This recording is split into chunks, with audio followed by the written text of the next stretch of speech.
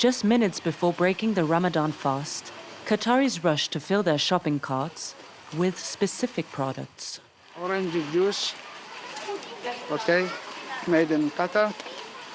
Olive oil from Qatar also.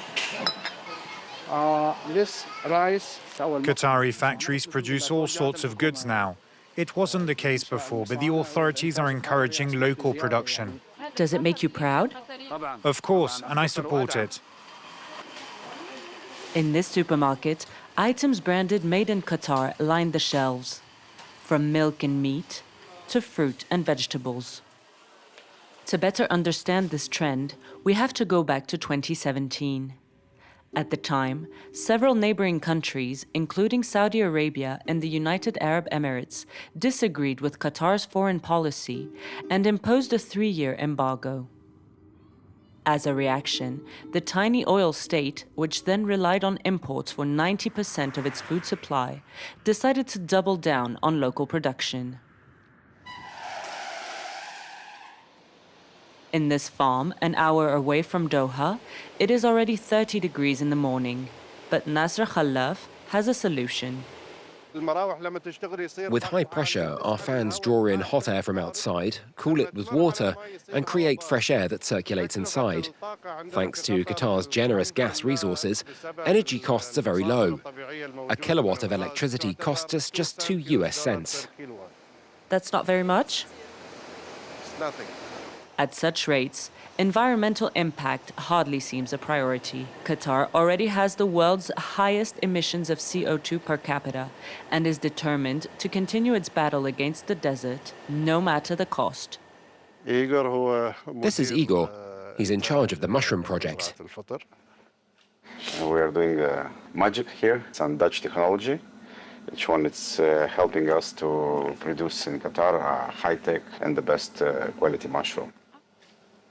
Next door, mint and aromatic herbs grow without soil. Look, this mint is cultivated directly in water without anything else. The water contains all the nutrients the roots need. Here, vertical farming is used for lettuce.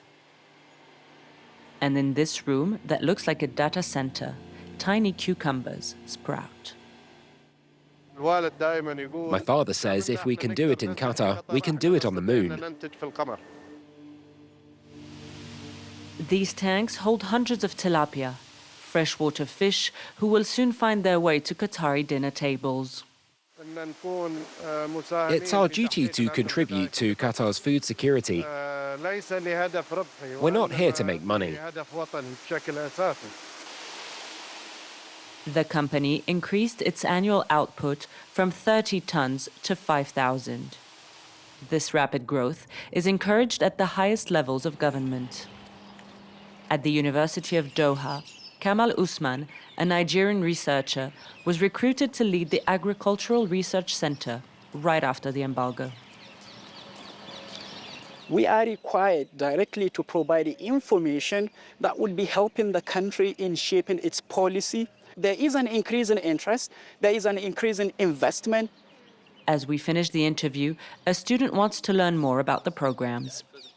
What would it take from me to be part of this research? We do have a lot of projects that are going on. You are very much welcome to come as an intern. You may end up wanting to invest in agriculture, maybe in the country. Highly motivated, the very next day, the young man is headed to Qatar University's experimental farm, a life-size laboratory under the direction of Professor Ullah. Assalamu alaikum. How are you? Welcome. Welcome to ARS. There we are. Please. In this greenhouse, 240 varieties of tomatoes are being tested to perhaps one day be planted in Qatar. It's collected from all over the world. If you come closer, if they have a gene which we are interested in, we can transfer that trait into the cultivated plants. For example, you found a trait where it survives in higher temperature. You could mix that with something which produces higher yield. Najib Ullah is constantly looking for new recruits. Realistically speaking, it is difficult because many people, they like to sit inside. You see, the temperature is high, and probably agriculture became no more profitable. But this is where our role comes, giving them the technologies where they can maximize their profitability. We will need to have food, so it is a field that's going to last forever, as long as we are here.